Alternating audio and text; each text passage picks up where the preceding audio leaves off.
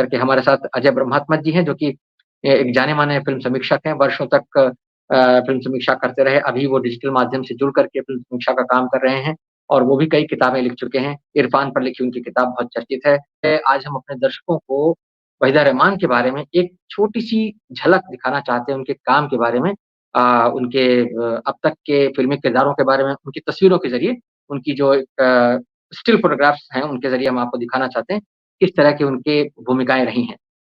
उस और जब ये हमारा ये वीडियो फ़ाइल खत्म होगी, उसके बाद हम बातचीत की शुरुआत करेंगे। देखिए, ये सीआईडी का सीन है, देवानंद और वहीदा रहमान का। पिछले हफ़्ते ही हमने देवानंद के बारे में बात की थी।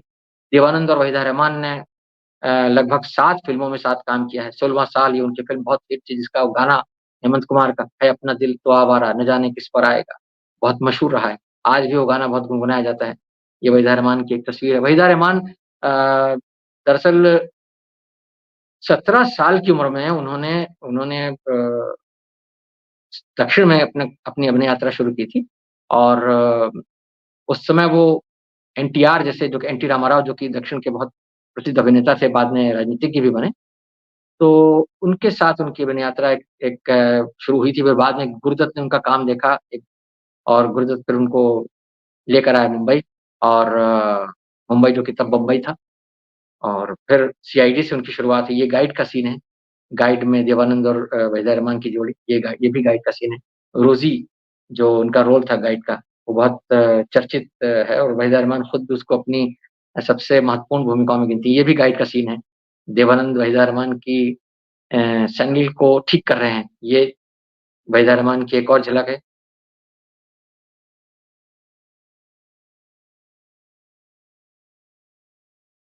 ये जो तस्वीर हमने देखी, ये सत्यजीत रे की फ़िल्म अभिजान की थी। चौदहवीं का चाँद फ़िल्म का ये एक स्टिल शॉट है।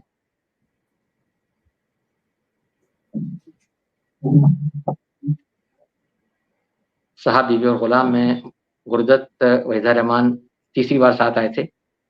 प्यासा, अच्छा। कागज़ के फूल और अ, हाँ, चौथी बार, चौदहवीं का चाँद भी थी। जी।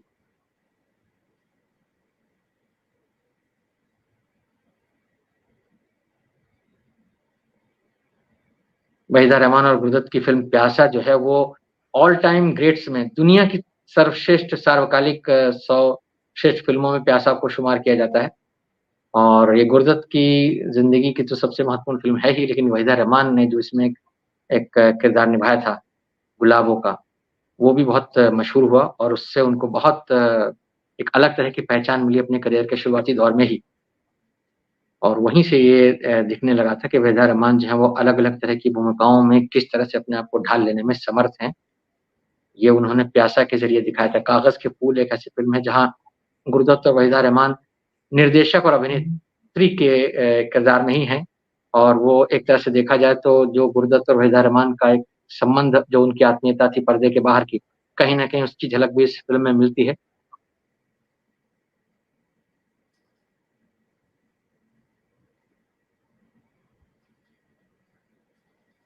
चौदहवीं का चाँद बहुत चर्चित फ़िल्म रही है वहीदा रहमान के करियर की। गुरदत्त और वहीदा रहमान एक बार फिर इस फ़िल्म में साथ थे, और ये जो, जिसको हम एक तरह का कॉस्ट्यूम ड्रामा कह सकते हैं, उसमें वहीदा रहमान का एक बहुत ही अलग तरह का रूप दिखाई दिया था। तीसरी कसम हिंदी सिनेमा के इतिहास की अगेन फिर से कहा जाए कि सर्वश्रेष्ठ फ़िल्मों में गिनी जाती है, और हीराबाई का जो किरदार है, वहीदा रहमान ने उसको इतना खूबसूरत ढंग से निभाया कि जैसे लगता है कि जो अ, रेणु की जो नायिका है, वो पर्दे पर सचमुच हीराबाई के रूप में सजीव हुई है। एक जगह किसी किताब में मैंने पढ़ा था कि रेणु से जब पूछा गया कि आपको कौन जो है अभिनेत्री लगती है कि वो ये हीराबाई के किरदार में फिट हो सकती है, तो उन्होंने वहीदा रहमान का ज़िक्र किया था कि हाँ, वो शायद इस रोल के साथ न्याय कर पाएँ, और सचमुच वहीदा रहमान ने बहुत शानदार काम किया इस फ़िल्म में। राज कपूर और वहीदा रहमान की ये जो फ़िल्म थी तीसरी कसम, शैलेंद्र निर्माता थे इसके, और बहुत शानदार फ़िल्म साबित हुई है हिंदी सिनेमा के इतिहास में। वहीदा रहमान ने दिलीप कुमार, मनोज कुमार, देवानंद और बाद के दिनों में अमिताभ बच्चन के साथ कई फ़िल्मों में काम किया है। और उसके अलावा अगर हम देखें तो हिंदी सिनेमा के इतिहास की जो सबसे सफल, जिसको हम सस्पेंस थ्रिलर फ़िल्म कह सकते हैं, 20 साल बाद और कोहरा, उनमें वहीदा रहमान रही हैं और 20 साल बाद बॉक्स ऑफिस पर बहुत ज़बरदस्त हिट फ़िल्म रही है अपने ज़माने की। बहुत ज़बरदस्त हिट रही है उसकी। क्या मैं अजय जी आपके पास आता हूँ। सत्तात्मक समाज में और ख़ास तौर से एक अभिनेत्री का जो हमारे फ़िल्म संसार में जो एक कहना चाहिए लाइफ़ स्पैन होता है या जो उसकी जीवन यात्रा या जीवन का जो उसका एक दायरा है, वो जिस तरह का होता है और जिस तरह की भूमिकाएँ लिखी जाती हैं। वहीदा रहमान ने 50 के दशक में वो आज़ादी लेकर के दिखाई या वो जिसको हम कहते हैं कि हाँ, एक उम उनके अंदर ये बात थी कि नहीं मैं हूँ और मेरा अपना होना, मेरा जो वजूद है उसमें किसी तरह का कोई समझौता मुझे मंज़ूर नहीं है। जो नाम बदलने का ज़िक्र सौम्या जी ने किया वाक़ई में उन्होंने कहा कि नहीं, नाम नहीं बदला जाएगा, नाम वहीदा रहमान ही रहेगा। और ये भी कि हाँ, एक कॉस्ट्यूम को लेकर के उनका राज खोसला से विवाद हुआ कि भाई ये रिवीलिंग कॉस्ट्यूम पहनी जाएगी ऐसा तो उन्होंने कहा नहीं ऐसा नहीं होगा। तो वो जो एक उस दौर में भी और नई अभिनेत्री होते हुए भी उनके अंदर ये बात थी कि हाँ, नहीं मुझे अपनी शर्तों पर काम करना तो ये एक जो आज़ाद ख़याल और पर्दे के ऊपर और पर्दे के बाहर भी जो उन्होंने छवियाँ गढ़ी हैं, वो अभिनेत्री होने के लिहाज से भी उस दौर के लिहाज से और आज का जो हमारा पितृसत्तात्मक समाज है, उसके लिहाज से वहीदा रहमान को आप किस तरह के मॉडल के तौर पर देखते हैं? क्योंकि वो एक जो एक रोल मॉडल होता है वहीदा रहमान, वो आपकी नज़र में कहाँ खड़ी होती हैं? हिंदी सिनेमा के इतिहास में जो अभिनेत्रियाँ हैं जो इस तरह की अलग चमक रखती हैं, जिन्होंने कि हाँ, अपनी शर्तों पर काम करना मंज़ूर किया, सफल भी हुईं और प्रसिद्धि भी पाई और पैसा भी कमाया और प्रशंसा भी मिली, सम्मान भी मिला, हर तरह की चीज़ उनको मिली और कहीं भी उन्होंने समझौता नहीं किया। अजय जी। जी, जी। सौम्या ने बहुत अच्छे तरीके से सारी बातें लगभग रख दी हैं, तो उसमें विस्तार में जाने से जाकर ही हम थोड़ा बहुत समझ पाएँगे। मैंने उनकी फ़िल्म सीआईडी देखी, अभी फिर से देखी। मेरी इच्छा हुई कि जब उनको अवार्ड मिला तो ये फ़िल्म देखी जाए और फ़िल्म देखने के बाद से मेरे अपने जो ऑब्ज़र्वेशन आज की तारीख़ में है, मैं 2023 में देख रहा हूँ फ़िल्म। अभी हाल-फिलहाल में किसी ने बात की कि हम फ़िल्में जब देख रहे होते हैं ना, उस समय उस फ़िल्म का नवीनीकरण होता है। फ़िल्म बनी ये 56 में है, लेकिन मैं 2023 में देख रहा हूँ उसको और 2023 में मैं अपने पिछले 30 साल के फ़िल्मों के एक्सपीरियंस के साथ देख रहा हूँ, जिसमें कई सारी अभिनेत्रियों को हमने देखा है, लॉन्च होते देखा है, उनको समझौते करते देखा है, उनको हर तरीके की परिस्थितियों में देखा है। वहाँ जब मैं देख रहा था इस फ़िल्म को और एक चीज़ ज़रूर याद रखनी चाहिए कि वहीदा रहमान जो भी ज़िद कर रही थी या जो भी कह रही थी, जो बात मानी जा रही थी, उसके पीछे एक बहुत हल्का प्यारा-सा तार है, वो है कि गुरुदत्त उनको लाइक कर रहे थे। गुरुदत्त की वो पसंद थी और गुरुदत्त उनको लेके आए थे। राज खोसला से उनकी नहीं निभ रही थी। राज खोसला को बिल्कुल पसंद भी नहीं करती थी। शायद आप लोगों को याद होगा कि जब गाइड के निर्देशन की बात आई थी राज खोसला के साथ, तो उन्होंने साफ मना कर दिया था कि मैं काम नहीं करूँगी। हालाँकि बाद में, बहुत बाद में एक बहुत साधारण सी फ़िल्म है सनी, उसमें उन्होंने काम किया वहीदा रहमान ने शर्मिला टैगोर के साथ, राज खोसला के ही निर्देशन में। लेकिन बहुत गैर मामूली सी फ़िल्म है वो। वो कोई बहुत ही कोटेबल फ़िल्म नहीं है वो। सीआईडी देखते हुए मैं 2-3 चीज़ें गौर कर रहा था।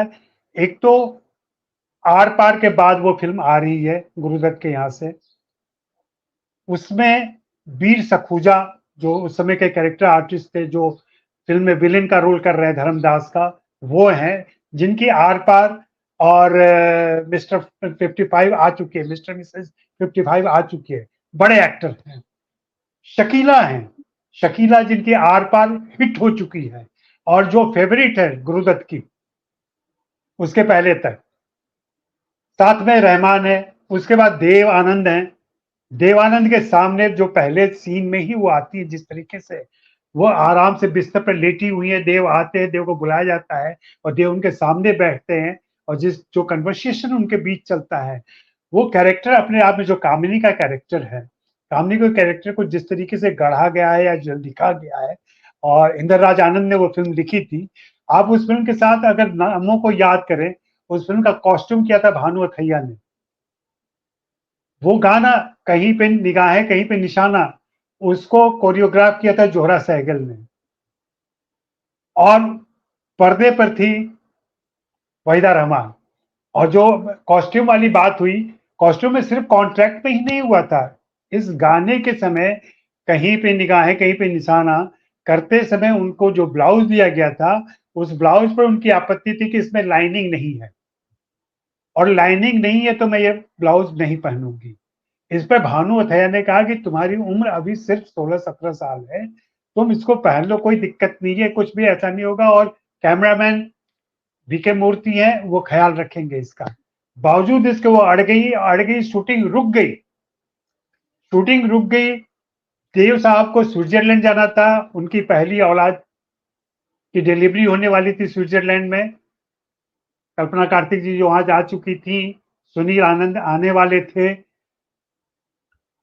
सब कुछ ठहरा हुआ है। लोनावाला में कहीं गुरुदत्त अपनी प्यासा की राइटिंग कर रहे हैं, राज खोसला उनको बुलाते हैं, बुलाने के बाद राज खुद गुरुदत्त समझाने की कोशिश करते हैं कि नहीं ये कपड़ा पहन सकती हो तुम, कोई दिक्कत नहीं है, लेकिन वो महिला, वो लड़की अड़ी रहती है। सिर्फ 17 साल की वो लड़की है, आप ये भी गौर कीजिए, सिर्फ 17 साल की है, क्या कॉन्फिडेंस है। और कहीं ना कहीं ये उनकी परवरिश, उनके मॉडर्निज्म, उनके संस्कार जो पिता से मिले, जो माँ से मिले, उन सब का निचोड़ है। जो हैदराबाद से आई हुई एक लड़की है, मुंबई की भी किसी स्टार डॉटर नहीं है, वो स्टार किड नहीं है, एक नई लड़की है जिसको एक चर्चित हो रहे डायरेक्टर या नए एस्टेब्लिश हो रहे डायरेक्टर ने उठाया है हैदराबाद से, और उसको वो इतनी पसंद आ गई है कि वो उनको फिल्म में ले रहा है। और सीआईडी और प्यासा दोनों लगभग एक साथ शूट हुई हैं। वो सीआईडी शूट करती थी, सीआईडी से फ्री होने पर प्यासा की शूटिंग करती थी, फिर प्यासा से फ्री होकर के फिर सीआईडी की शूटिंग करती थी। फिल्म पहले रिलीज करनी थी सीआईडी, इसलिए गुरुदत्त ने उस पर ज्यादा फोकस किया और सीआईडी पहले रिलीज हुई। मुझे लगता है कि जो भी वहीदा रहमान पर काम कर रहा है, जो भी बात करना चाह रहा है, वो एक बार सीआईडी जरूर देखे। मुझे सीआईडी में वहीदा रहमान उस मुद्रा में भी दिखी जो चौदहवीं का चांद में बाद में दिखाई पड़ता है। वो अस्पताल में लेटी हुई है, बेहोश सी पड़ी हुई है, और क्या खूबसूरत चेहरा, क्या लाइटिंग है वीके मूर्ति की, और उनका चेहरा जो उभर के आता है, और सेम फ्रेम लगभग चौदहवीं का चांद में दिखाई पड़ता है। तो कहीं ना कहीं गुरुदत्त उनके प्रेम में तो थे।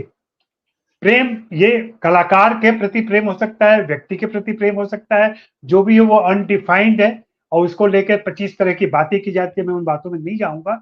लेकिन मैं वहीदा रहमान की उस शख्सियत को उस फिल्म से ही आंकना चाहता हूं जहां उसकी जड़ें हैं, जहां से वहीदा रहमान खड़ी होती हैं और फिर बाद में आती हैं। बीच की सारी फिल्में जिनका उल्लेख सौम्या ने भी किया, बाद में लोग भी करते हैं, चाहे वो, मुझे हीराबाई ज्यादा पसंद है, मुझे रोजी से भी ज्यादा पसंद है हीराबाई। अपने गाइड की रोजी से ज्यादा अच्छी लगती है मुझे, क्योंकि हीराबाई का रोल बहुत ही चैलेंजिंग रोल है। एक ग्रामीण परिवेश में जा करके एक शहर की तवायफ है जो वहां गाना गाने गई है, वहां जिस ढंग से वो उसके साथ हीराबाई एक निष्कलंक निर्दोष प्रेम में, मासूम प्रेम में उसके साथ जाता है, और उसको रियलाइज करती है वो, लेकिन जानती है कि ये मोहब्बत परवान नहीं चढ़ सकती और इसका अंत ऐसा ही कुछ होना है। इस चीज को रियलाइज करते हैं कैसे उस लड़के का, उस गाड़ीवान का दिल रखती है वो, और ये सारी बातें आती है उस फिल्म के अंदर। चूंकि मैं उस परिवेश से आता हूँ, तो उस परिवेश को समझते हुए मैं, क्योंकि राज कपूर भी थे वहां पे, राज कपूर के साथ हीराबाई का कॉम्बिनेशन जो बनता है वो बहुत ही खूबसूरत बना हुआ है। मैं यहाँ विशेष उल्लेख करूंगा उनके सार्वजनिक जीवन का, जो अभी दिखाई पड़ता है, जिस तरीके से वो पब्लिक में आती हैं, जिस तरीके से वो लोगों के साथ मिलती हैं, या आशा पारेख, हेलन और वहीदा, ये तीन लोग जिस तरीके से अपनी जिंदगी को जी रहे हैं, अपनी एज को जी रहे हैं, यह एक आदर्श है भारतीय परिवेश में ऐसी औरतों का होना। आशा पारेख शादीशुदा नहीं है, हेलन दूसरी बीवी हैं सलीम खान की, वहीदा रहमान के पति नहीं है। ये तीन बुजुर्ग महिलाएं किस तरीके से जीवन को एंजॉय कर रही हैं, ये अनुकरणीय है, ये सराहनीय है, ये भारतीय परिवेश में देखने लायक चीज है, और कहीं पर्दादारी नहीं की है। वहीदा रहमान के साथ ये भी बहुत खूबसूरत बात रही कि वो एज के साथ ग्रेसफुली एज होने को स्वीकार किया उन्होंने। उन्होंने कभी बहुत मामूली बात है कि बाल रंग लेना, बालों को काला कर लेना और लेकिन इसके पीछे एक मकसद भी होता है। कहीं न कहीं वो मानसिकता ग्रंथि तो रहती ही है, बालों को काला करने के पीछे। उस ग्रंथि से कैसे वो महिला मुक्त है और अपने एज को जी रही है। किरदारों को जीने की बात है, जो सेकंड फेज़ है उनका, जहाँ उनके लिए रोल लिखे जा रहे हैं, जहाँ राकेश मेहरा ने उनका बखूबी इस्तेमाल किया है, जहाँ अमिताभ बच्चन को बुला के ले आते हैं, अमिताभ बच्चन को बार-बार अपनी फ़िल्मों में इस्तेमाल करते हैं, जबकि उनसे उम्र में वो थोड़ी-सी बड़ी हैं, लेकिन उनको माँ की भी भूमिका देते हैं और वहीदा इन सारी चीज़ों को स्वीकार करती हैं। स्वीकार करते हैं, कहीं से भी उनको इस बात को लेके कोई दुःख नहीं, कभी कोई उनका इंटरव्यू नहीं सुनने में आया, जैसे आज की कई लड़कियाँ कह देती हैं, यार मैं तो जिस उम्र में उनकी हीरोइन थी उसी अब मैं उनकी माँ बन रही हूँ, मुझे कितना गुस्सा आ रहा है। ऐसा कभी कोई उनके इंटरव्यू में कहीं कोई बात नहीं आती है। मैं फिर से यही कहूँगा कि सीआईडी देखें, नसीम मुन्नी कबीर की किताब पढ़ें, वो इंटरव्यू उनका बहुत ही शानदार तरीके से लिया गया इंटरव्यू है। हालाँकि कुछ अनुत्तरित बातें भी हैं, क्योंकि नसीम मुन्नी कबीर की अपनी दिक्कत है कि वो मुझे लगता है कि वहीदा जी ने हिंदी में बात की होगी और वो हिंदी बातों से जो सवाल निकलते हैं, नसरीन हमेशा यहाँ पीछे रह जाती हैं। उनकी गुलजार वाली बात किताब पढ़ लें या जावेद अख्तर वाली किताब पढ़ लें, हर जगह लगता है कि अगर अमिताभ जी आप स्वीकार करेंगे कि अगर मैं होता, तो इसके बाद ये सवाल पूछता। हाँ, ये आप सही कह ये रहे हैं। अधूरापन ये उनकी अक्सर किताबों लगता है। में दिखाई पड़ता है, वो शायद वो जी, भाषा की दिक्कत की ट्रू, वजह से। बिल्कुल। हाँ, जी। दैट्स ये आपने ठीक कहा और बहुत शुक्रिया आपका इस टिप्पणी के लिए क्योंकि आपने जो उनके सार्वजनिक जीवन के बारे में जो बात कही और वाक़ई में जो एक ग्रेस उनकी शख्सियत में है, जो हमने सीआईडी जैसी फ़िल्म के ज़रिए भी देखा, जो उनकी पहली हिंदी फ़िल्म है, वहाँ से लेकर के और आज ये जब हम उनको एक बुज़ुर्ग के तौर पर देखते हैं सार्वजनिक मंचों पर, अभी जब देवानंद का की जन्म शताब्दी को लेकर जो समारोह हुए और जिस तरह से उन्होंने वो पोस्टर रिलीज़ किया है देवानंद 100 इयर्स वाला और जिस तरह से उनकी फ़ोटो है और जिस तरह से उन्होंने देवानंद को याद किया है, वो जिस आत्मीयता के साथ उन्होंने याद किया है वो अपने आप में अभूतपूर्व है कि एक अभिनेत्री अपने एक बहुत प्रिय अभिनेता को किस तरह से एक अभिनेत्री जिसने स्वयं एक लेजेंड है हिंदी सिनेमा का। तो वो अपने आप में वाक़ई बहुत बड़ी बात है और आपने उनकी भूमिकाओं का ज़िक्र किया। वाक़ई में हीरा बाई की जो उनकी भूमिका है तीसरी कसम की वो एक हिंदी सिनेमा के इतिहास का एक बहुत ही अनूठा किरदार है और वो फ़िल्म तीसरी कसम इसलिए लाजवाब बनी है क्योंकि उसमें वहीदा रहमान ने और राज कपूर ने भी जो रोल किया हीरामन का और हीराबाई का वो जो मीता जो वो कहती हैं राज कपूर को उस फ़िल्म में वो अपने आप में बहुत ही मीठा-सा एहसास है और वो वाक़ई में जो उसका सीन है आखिर में जब वो रेलवे स्टेशन पर जहाँ वो जा रही हैं, विदा हो रही हैं, जिस तरह से और फिर राज कपूर का लौट के आना और अपनी गाड़ी के बैलों को चाबुक मारते-मारते रुक जाना, वो सारी चीज़ें जो हैं बहुत बहुत ही शानदार हैं। ख़ास तौर से जो उनके यानी सेकंड इनिंग वाले किरदार हैं, जो बात अभी सौम्या जी कह रही थी कि कहीं जो बेचारापन नहीं है, यानी जो सेकंड इनिंग में आमतौर पर हम देखते हैं कि जो किरदार होते हैं हमारे हिंदी सिनेमा में ख़ास तौर से निरूपा राय ने जो किरदार निभाए बहुत सारे और उसमें जो माँ के किरदार होते हैं, तो उसके बरक्स अगर हम वहीदा रहमान के किरदारों को देखते हैं, चाहे वो दिल्ली 6 के किरदार हो, चाहे रंग दे बसंती का किरदार हो, मुझे दिलीप कुमार के साथ उनकी एक फ़िल्म याद आती मशाल, जो उन्होंने सेकंड इनिंग में की थी और वो मशाल में उनका काम हालाँकि वो फ़िल्म दिलीप कुमार की है पूरी तरह से और दिलीप कुमार जब 2 बार वो जो वहीदा रहमान का डेथ सीन है, उसको जब वो इनैक्ट करते हैं, रोंगटे खड़े हो जाते हैं। जब वो सड़क के किनारे पड़ी हुई हैं और जब उनकी मतलब वो धीरे-धीरे उनका दम निकल रहा है, कह लें, तो वो लेकिन उस सीन में वहीदा रहमान का जो अभिनय है और उस पूरी फ़िल्म में भी जो वहीदा रहमान का अभिनय है, अपने पति को मतलब जानते समझते हुए एक ऐसी महिला जो कि जानती है कि उसका पति अ, अलग किस्म का ज़िद्दी और जुनूनी आदमी है और वो कैसे उसमें अपने आप को ढालती हैं। तो जो सेकंड इनिंग वाले उनके किरदार हैं और ख़ास तौर से रंग दे बसंती का किरदार भी मुझे याद आ रहा है कि वो एक ऐसी माँ बनी है ना? जिसका बेटा जो है वो शहीद हो जाता है। वो मिग वाला जो किरदार है वो माधवन का। तो गति और वो जो बात जी, जी, जी, बिल्कुल। तो वो जो है, वो जो चीज़ें हैं वहीदा रहमान की, मुझे लगता है कि जो बात आप तीनों लोग कह रहे हैं, कहीं न कहीं जो वहीदा रहमान के लिए किरदार लिखे जाते थे या जिन किरदारों को लिख कर के वहीदा रहमान का तसव्वुर किया जाता था, तो वो ऐसे किरदार होते थे कि जिसमें बेचारापन ना ही हो क्योंकि उनकी शख्सियत से कहीं न कहीं वो मैच नहीं करता है। क्या कहेंगे अजय जी आप? नहीं, बिल्कुल सही ऑब्जर्वेशन है आपका। और मुझे लगता है कि कुछ लोग कहते हैं कि फ़िल्मों के बारे में बातें करते समय कई बार कलाकार भी बोलते हैं कि मेरी किस्मत अच्छी थी, मेरा भाग्य अच्छा था जिससे ये काम मुझे मिल गया। वहीदा के साथ ऐसी बात मैं नहीं देखता हूँ, वहीदा रहमान जी के साथ। मेहनत होती है, कलाकार की मेहनत होती है और कलाकार की मेहनत नज़र आती है, ख़ास करके इंडस्ट्री के अंदर। दर्शक तो बाद में देखते हैं, दर्शक बाद में समझते हैं या ढूँढते हैं और दर्शकों से फ़िल्में बड़ी और छोटी होती हैं। लेकिन इंडस्ट्री के अंदर एक रिवाज है कि कोई भी कलाकार कैसा परफ़ॉर्म कर रहा है, सेट पर उसका कैसा बिहेवियर है, डायरेक्टर के साथ उसके कैसे रिलेशन है, डायरेक्टर को क्या कितना ओबीडिएंट एक्टर है वो, कितनी बात मानता है। ये सारे फैक्टर काम कर रहे होते हैं किसी भी कलाकार के चुनाव में, किसी कलाकार को दिए गए रोल के और किसी भी कलाकार के संभावनाओं को ज़ाहिर करते हैं। वहाँ वहीदा रहमान बिल्कुल खरी उतरती हैं हर जगह। जो सेकंड पारी की बात आप कर रहे हैं, सेकंड पारी में माँ की भूमिकाओं में है वो, निश्चित रूप से, लेकिन वो खीर खिलाने वाली माँ नहीं है, जो अमूमन हिंदी फ़िल्मों में होती हैं। तो और बेटे के सही गलत होने पर कुछ भी स्वीकार करने के लिए तैयार नहीं है वो। एक उन सबका एक कैरेक्टर है। जहाँ भी वो माँ की भी भूमिका में है, तो वहाँ भी उनका एक किरदार है, जो फ़िल्म के नायक या नायिका या जो भी उनके साथ में सपोर्टिंग एक्टर है, उसको सपोर्ट देती है या उसको निर्देश भी देती है, उसको समर्थन करती हैं, उसको खड़ा करती हैं। चाहे वो दिल्ली 6 हो या और दूसरी फ़िल्मों में उनकी एक नियामक भूमिका है। ऐसे ही सिर्फ़ सबॉर्डिनेट के तौर पर नहीं आती हैं वो। और ये बहुत बड़ी जी, बात है, इसलिए भी बड़ी बात है कि इन कलाकारों, इन निर्देशकों ने जब उनको चुना होगा, तो उनकी गरिमा, प्रतिष्ठा और उनके वजूद को देखते हुए ही ये भूमिकाएँ उनको दी गई होंगी और जिसके साथ उन्होंने पूरा न्याय किया है। मैं तो वहीदा जी, रहमान को आज भी देख रहा हूँ और जिस तरीके से अभी भी वो काम कर लेती हैं बीच-बीच में, जैसे सॉन्ग ऑफ स्कॉर्पियन हालाँकि 4 साल पुरानी फ़िल्म थी और अभी रिलीज़ हुई। अ, बाद में भी उनको फ़िल्में मिल रही हैं, अभी भी काम कर रही हैं वो। लेकिन बहुत गिना-चुना काम करती हैं, बहुत ही मारा-मारी जैसा नहीं करती हैं वो। जी, उनको जी, आप जी। कभी टीवी शो में देखिए, जहाँ पे कोई रोल नहीं निभा रही होती है वो।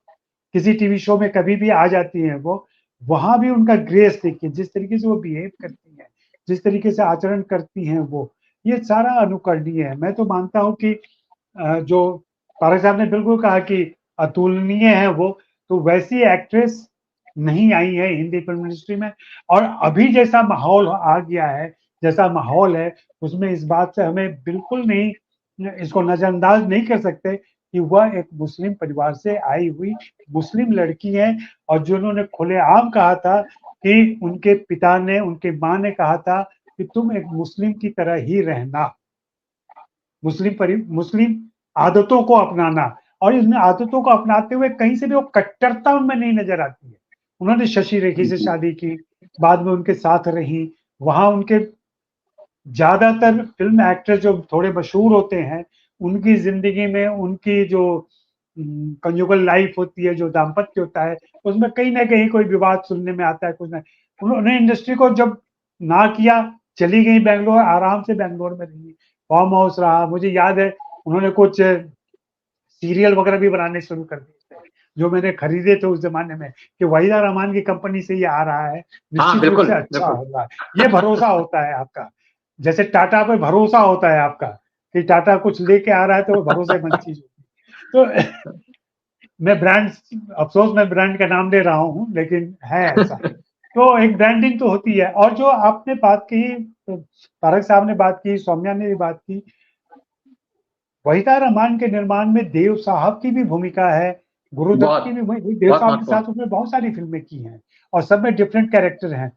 मुझे नसरीन की किताब से ही मालूम हुआ, वहीदा रहमान की बातों से मालूम हुआ, कैसे जो पहली बार वो देव साहब से मिलती हैं और उनको देव साहब कहती हैं वो। जी, और इस पर देव साहब मना करते हैं कि नहीं, तुम देव साहब नहीं कहोगी मुझे और ना देव जी कहोगी मुझे, मुझे ना आनंद साहब कहोगी, मुझे सिर्फ देव से पुकारो। ये जो समानता, जो 17 साल की लड़की है, जो नई लड़की है, उसको ये अधिकार देना, हुँ, उसको अपने बराबरी पर ले आना, इन सारी चीज़ों से ही वो कैरेक्टर बनता है जो बाद में ऐसी शख्सियत के तौर पर हमारे सामने आता है। तो उन पुरुषों को भी नहीं भूलना चाहिए जो उनके आस-पास रहे और जिन्होंने उनके किरदार को गढ़ा। जो बहुत क्लोज़अप अच्छी वाली बात बात आई है, क्लोज़अप वाली बात है, गुरुदत्त ने उनको बहुत पहले समझा दिया था कि तुम्हें सिर्फ़ अभिनय करना है। लेंस कौन-सा लग रहा है, 50 लग रहा है कि 70 लग रहा है कि 100 लग रहा है, इससे तुम्हें कोई मतलब नहीं होना चाहिए। और गुरुदत्त के बारे में सभी जानते हैं कि गुरुदत्त बाज़ाब्ता एक्ट करके बताते थे। इवन महिला जी, किरदारों को भी अपने एक्ट करके बताते थे वो, कि तुम्हें ऐसे करना है, लेकिन साथ ही निर्देश देते थे कि मैं पुरुष होकर के महिला का किरदार कर रहा हूँ, अब तुम महिला हो, तुमको महिला की तरह करना है। जी, और ये सारी चीज़ें वो जड़ जमाती चली जाती हैं, वो बनती चली जाती हैं, वो एक्युमुलेट होती चली जाती हैं, सारे जो निर्देश होते हैं ना, और बाद में वो निखर के अभिनेत्री के तौर पर हमारे सामने आती हैं। और निश्चित रूप से मुझे लगता है वहीदा रहमान का एक रेट्रोस्पेक्टिव होना चाहिए। मैं तो सलाह दूँगा भारत सरकार को कि जब भी न सिर्फ वहीदा रहमान, किसी भी को दादा साहब फाल्के देते हैं, तो पूरे साल उनकी फ़िल्में दिखाई जाएँ, उनका रेट्रोस्पेक्टिव हो, उन पर विशेष सेमिनार हों और फ़िल्म फेस्टिवल्स जो भारत का अंतर्राष्ट्रीय फ़िल्म फेस्टिवल होता है, वहाँ पर विशेष शो ऑर्गेनाइज़ किए जाएँ, 5 फ़िल्में उनकी दिखाई जाएँ और उन पर व्यापक चर्चा हो। और चूँकि वहीदा रहमान अभी बिल्कुल समर्थ हैं, बोल सकती हैं, बात कर सकती हैं, उनसे ज़्यादा बातें होनी चाहिए। हर उम्र के उनके प्रशंसकों को बुला करके एक डिस्कशन होना चाहिए। जो जी, 2023 में उनको देख रहे हैं और जो 1956 में उनको देख चुके हैं, या पारक साहब से जैसे लोग जो उनको थिएटर में देख चुके हैं। और यहाँ चलते-चलते मैं एक बात कहूँगा कि मुझे Waheeda Rehman black and white फ़िल्मों में ज़्यादा अच्छी, खूबसूरत, ग्रेसफुल सब लगी हैं। रंगीन फ़िल्मों में एक गाइड के अलावा और किसी फ़िल्म में उस तरीके से उतनी खूबसूरत नहीं दिखी मुझे वो, जैसी ब्लैक एंड व्हाइट जी। फ़िल्मों में रही।